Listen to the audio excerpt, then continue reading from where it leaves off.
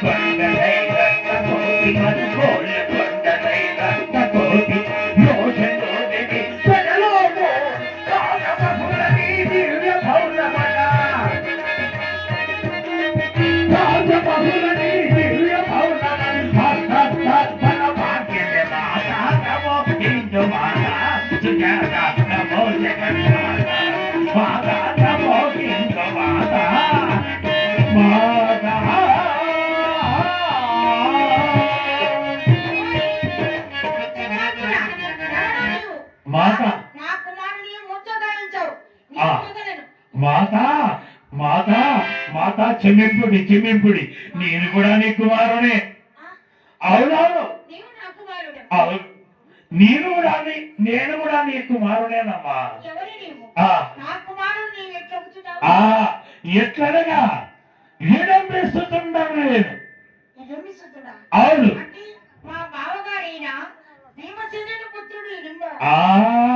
మాతా మాతా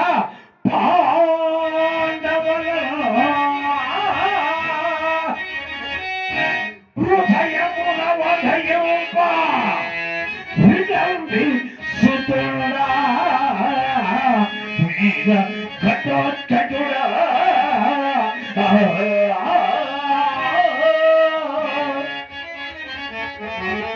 అమ్మా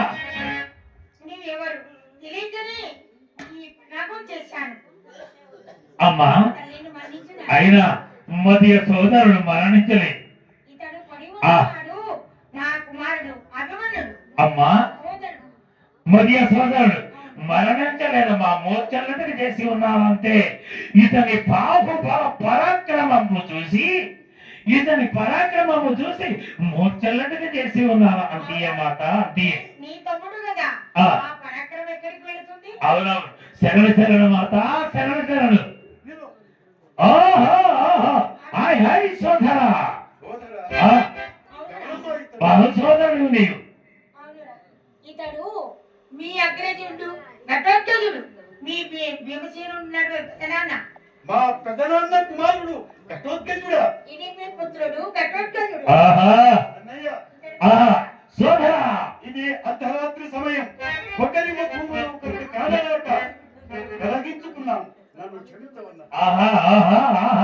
సోదరా నీవు కూడా వీర పరాక్రమస్తుడవే కావల నీ యొక్క మాటచే ఒక్క నామము తెలపక ఇట్టి కష్టములు పడితేనే గాని మా ఎటువంటి అమ్మ దాహములకు తప్పింపులై నేలపడి ఉన్నది. అయినా నా వన ప్రాంతములకు వచ్చారు కావన ఇదిగో నా వన ప్రాంతముల మా పర్వతాలు ఇచ్చోడున్నది. నా గృహములకు నిలవరండి. అదిగో మన వనములున్నది కావున ఇప్పుడే ఈ క్షణ మాత్రమున మా గృహములకు వెళ్ళదమని మాట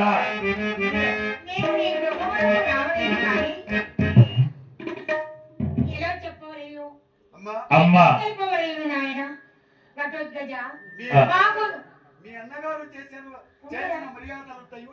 అతడు మీ మామరా?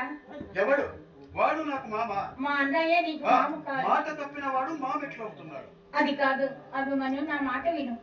ఘటోత్కచ, మేము ద్వారకా నగరానికి వెళ్ళాము కదా. ద్వారకా నగరానికి వెళ్ళి ఉంటేరా? అవును. చిన్న బాబు అయిన శ్రీకృష్ణ పరమాత్ముడు కూడా అచ్చోటికి వచ్చాడు. అతని కుమార్తెను అభిమన్యుడికి వివాహం చేయమని నాకు హస్త ప్రమాణం చేశాడు నాయన.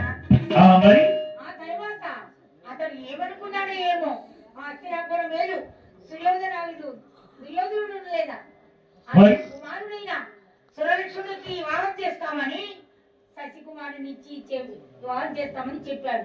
వివాహము మా సోదరుడికి వివాహం గావించదని తప్పుడు పలుకులు పలికి మరి దుష్ట దుర్యోధన కుమారుడికి ఇచ్చేదని పలికిన ఉన్నాడా? మాత క్షణ మాత్రమే వారి బ్రతకని